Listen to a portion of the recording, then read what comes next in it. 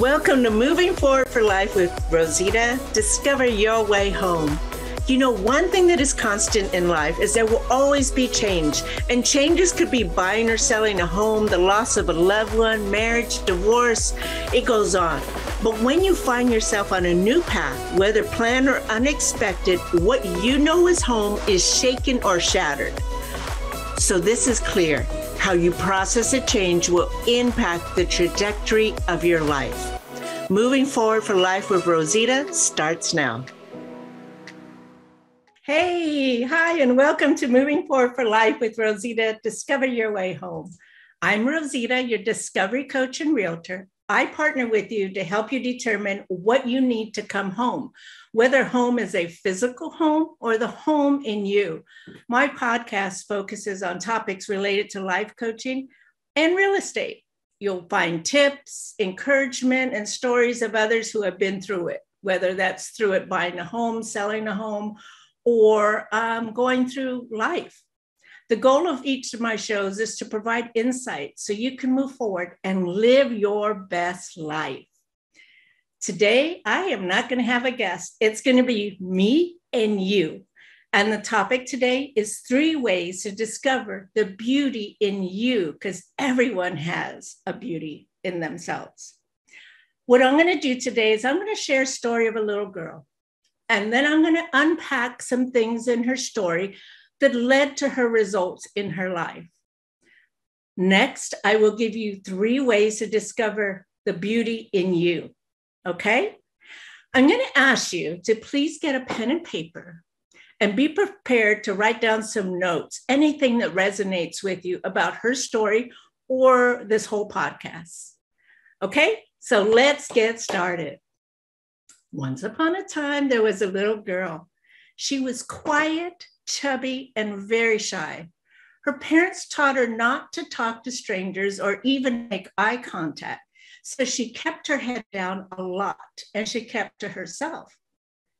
She was the kind of kid that went unnoticed.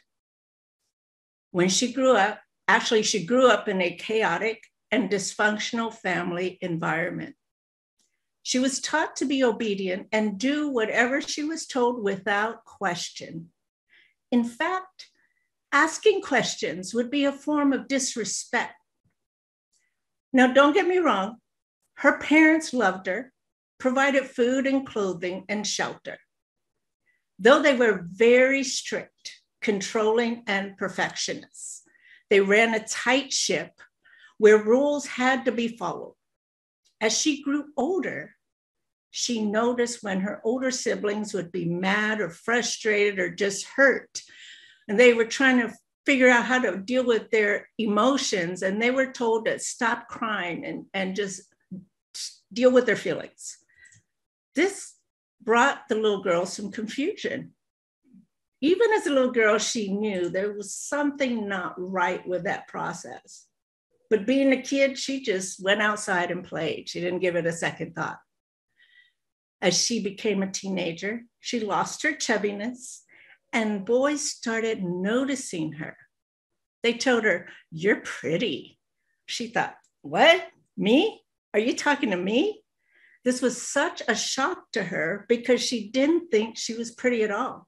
She didn't even think she was noticed.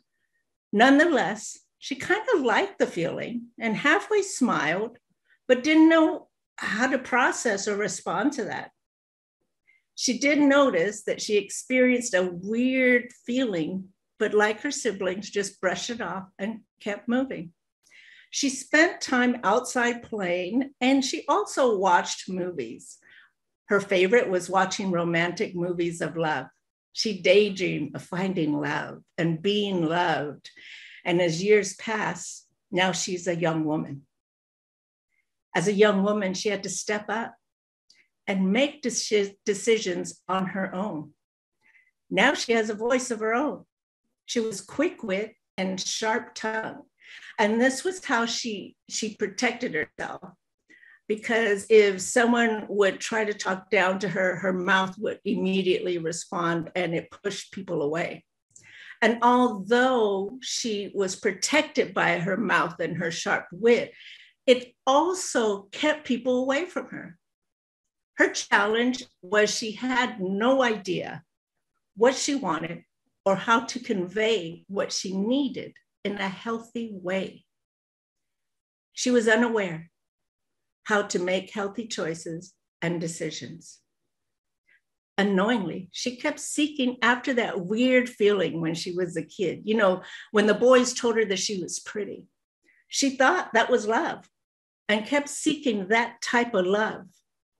She thought that was what she was worth. Her decisions and relationship choices ended up leading her to chaos and being in unhealthy relationships. She tried counseling and it worked, but only for a short time. She continually experienced chaos and broken relationships. Angry, confused, and exhausted, she was ready to give up. Something was keeping her trapped, and she desperately wanted to break free. Determined to heal and walk a different path, she pursued a relationship with God. She had tried everything else. And so this was kind of her last go at hoping things would change. Through God, her determination and dedication to heal, she created a new path of love, peace, and awareness. She has fought a good fight and has the battle scars to prove it. She has left the battlefield victoriously because now she no longer feels the need to continually prove herself to people. She walks away from the battlefield with victory because now she knows she is enough. She is worthy. She is lovable. And in fact, she's more precious than rubies and gold.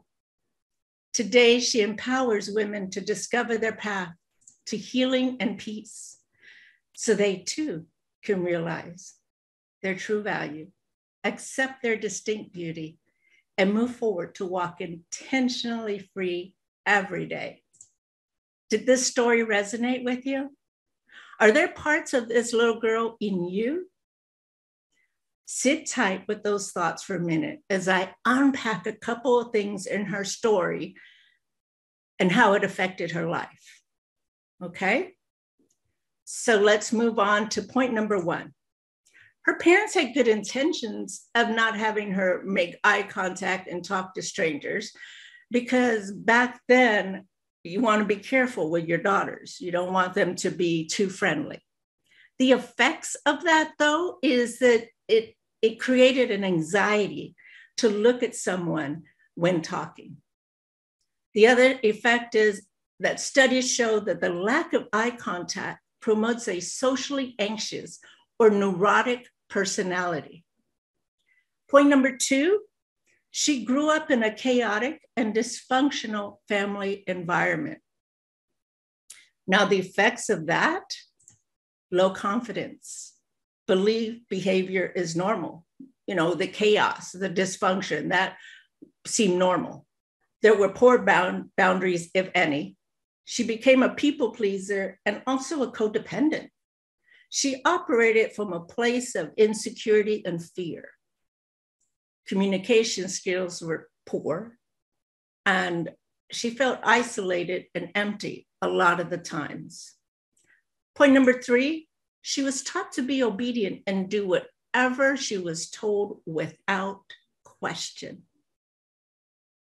Some of the effects is she had no voice. Her opinion was not valued. She was unable to make decisions without second guessing herself. She became rebellious. So anybody can relate to that. Number 4, she watched how it was normal for her siblings to stuff her pain down and not deal with the pain at all. Ooh, the effects on this one is that when you sweep pain under the rug over and over again, you're going to end up with a big lump in the middle of the rug, right? And at some point, you're going to that's going to explode. Let me put it like that. Another effect is it leads to stress on your body, mind, and a lot of times your spirit.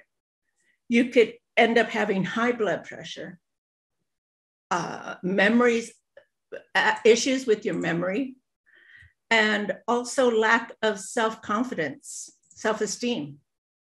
It will affect your communication with anyone you have a relationship with. Point 5, you know that weird feeling when boys said she is pretty, how she felt weird when they told her that? Eventually, that became what she led with. That became what she thought was her value. And it also became what she thought would bring her love. Some of the effects of that feeling or operating in that way is it led to low self-esteem. She settled for less in her life, in her relationships. She was okay with being treated less than as long as she was getting love. She picked unhealthy partners. She was an unhealthy partner. She became addicted to love. And she stayed in unhealthy relationships. I hope you can see the connection between her upbringing and her choices, how her upbringing infected her adult life, period, mind, body, and soul. But when she decided to invest in herself, she began the healing process. And I've talked to a lot of women, and I noticed that a lot of us do not really know or understand ourselves for various reasons. And because we don't know ourselves, we make choices from a broken place. And what I know is that every woman has to come to the end of her rope before she decides to make a change. Because change is hard, right? I get it. But only you can choose to make changes in your life. Only you can choose the trajectory of your life. So as promised, I'm going to unpack 3 ways to discover the beauty in you. And write these down or listen to this again or contact me. But this is for you to understand the core of who you are, okay? 3 ways. Number 1, study you. Become a student of yourself. Figure out your likes, your dislikes. What triggers you? Why does it trigger you? How can you cope with it in a healthy way when you get triggered? And what makes your heart sing? What makes you so happy and energizes you? If we don't spend time understanding what makes us tick, how can we even become in a relationship at all? We have to have a relationship with self in order to be a healthy partner for another. Number 2 is learn how to love and nurture yourself. So sit down, write a list of things you've always wanted to do but haven't done for whatever reason. When I began my healing journey, it was to make a floral arrangement, right? So I was a single mom at the time. So I went to the thrift store and I found this large floral vase. And then I went to like the 99-cent store, Pick and Save, and bought different types of flowers. I went home and just spent time getting in touch with my creative self. And at the end, I have a beautiful floral arrangement. I didn't focus on the negative things that were going on in my life. And I just fed my spirit. Maybe for you, it's hiking or going to the beach. The point is, figure out what makes you smile and do it. And a lot of times this is going to be done by yourself, because when you spend time with yourself, things come to pass, right? Memories or ideas or creativity. All right, so number 3. This is really important because a lot of us, especially us women, haven't spent the time to do this. But I want you to dream. Yeah, dream. Just start writing or speaking into a voice memo. Write a story of what you want your life to look like in 6 months. Then do it for a year. Then do it for 5 years. Those are the 3 things to discover the beauty in you to start. Number one, study you. Number two, learn how to love and nurture yourself. Number three, dream. Just write whatever your dream is. Don't worry about punctuation, if it makes sense, none of that. This is just for you to simply dream. Now, I want to share with you that that little girl in this story is me. I remember early in my healing journey how hard it was to face all these things about me. But I was determined to heal and not be unhealthy any longer. It was too painful. And I was tired of being tired.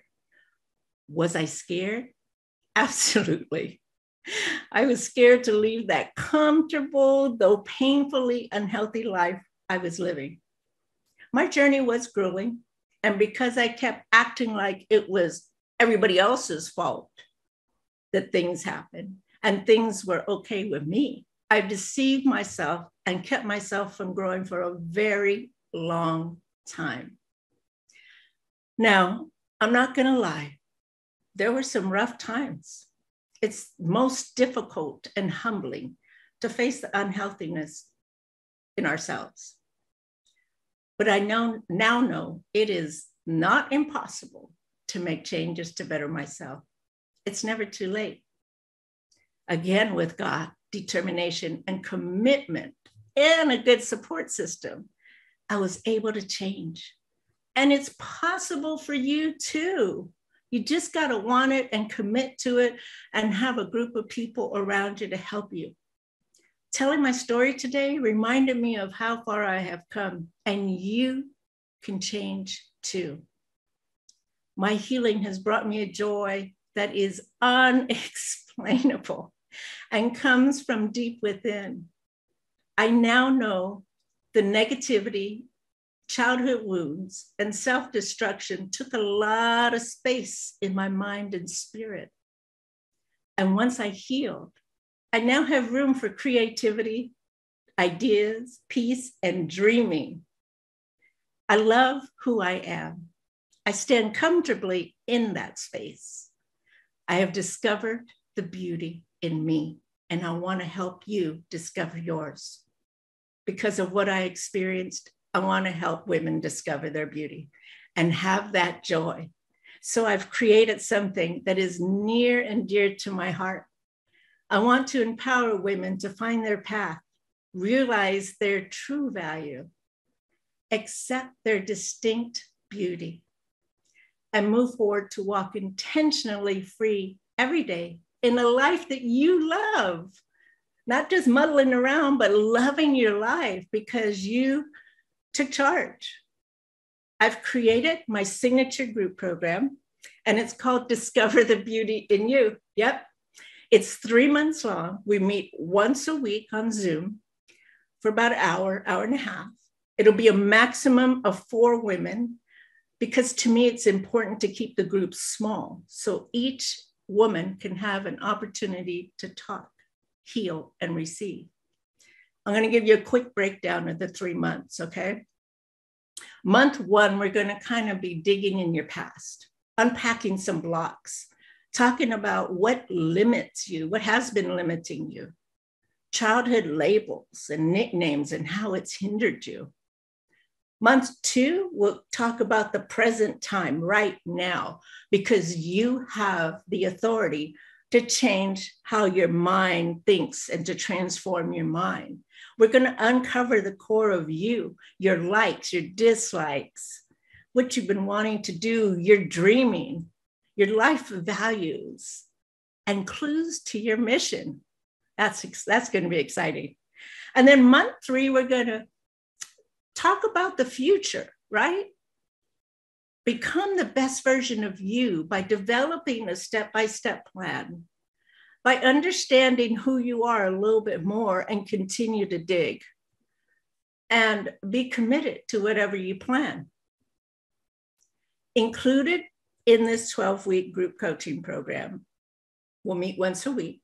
There'll be various assessments and worksheets that we will talk through. You'll also receive a 55-page digital journal with with questions to learn and build your self-esteem. And you'll get 2 one-hour coaching sessions from me as part of being in the program. Now, I know that it takes courage. Having the courage to face the good, the bad, and the not so pretty parts of yourself are hard to face on your own. I was blessed to have a strong group of women who believed in the Lord, who nurtured me and gave me such grace during my walk, trying to understand who I am, forgiving myself. That's another part of learning who you are, is understanding that throughout your life, you may have done some things that hurt somebody, and take the time to forgive yourself and maybe even forgive the other person if someone has hurt you. It is a lot of work to dig deep. But in my experience, I was at the fork of the road. So I can go to the right and do the same old thing that I've been doing, staying in unhealthy relationships, being unhealthy, not having what I want in life, whether it's relationship, job, just life, or the other side of the fork. The other side of the fork is finding out who I am, digging deep, going to counseling, because you will need counseling coupled with this, with life coaching, to be able, because counseling, they dig into the wounds and unpack them and help you heal. Life coaching will help you then take that ball and make a decision of how you want your life to be and understand who you are. So getting back to the fork of the road. So you are in the fork of the road. You have to decide, do I want to live life the way I've always been living it? That's going to be painful. Do I want to do the work and unpack childhood wounds, unpack so much stuff? I had unpacked so much stuff that I wasn't even aware of. Either way, whichever direction you're going to go when you're at this fork of the road is going to be painful. That is without question. But I chose to take the path of learning me, unpacking me, healing the childhood wounds, because that pain would lead to a better me and help me to live a life that I can live intentionally free every day. To me, that is priceless. So I want to encourage you to contact me. My website is movingforwardforlife.com. You can schedule a 30-minute complimentary clarity session where we can sit and kind of chat of which direction you'd like to go. And if life coaching is even a good fit for you. It might not be. You may need to start in a counseling session, a therapist, because for a lot of us, there's a lot of stuff in childhood that we have not unpacked and that we have pushed down. So now we have to unpack that, and that's going to take time, but I promise you, it's the best work that you can ever do. So if you are not sure if this program is for you, again, schedule a clarity call with me at movingforwardforlife.com. If you know someone who could benefit from this program, please have them contact me too. I can walk through the program with them, or just, there's so many things on my website that you can get. There's some free articles, there's a free assessment. So take a look. Let me know how I can help you. Again, I have walked the walk. I know how difficult it is to walk that walk. I also know how difficult it is to live in that pain. And now I know how wonderful it is to be able to live my life intentionally free, knowing who I am, and comfortable in the space that I hold. That's it for today. I hope you enjoyed the story. I hope you took a lot of good notes. Join me next time, August 12th at 12:30 p.m. Pacific time. Thank you so much for listening and watching, and I hope this helped you in some sort of way. Rosita Perez, Moving Forward for Life. Discover your way home. Bye for now. Thank you so much for listening to Moving Forward for Life with Rosita. Discover your way home. Through my own personal healing journey, I've come out stronger and braver. I know firsthand how hard, how lonely, and heartbreaking it is to continually live in pain. As we work together, you will discover the good, the bad, and the not so pretty parts of yourself so you can uncover the fabulous in you. Discover what you need to come home, whether that's a physical home or the home in you. Join me every second and fourth Friday at 12:30 p.m. Pacific.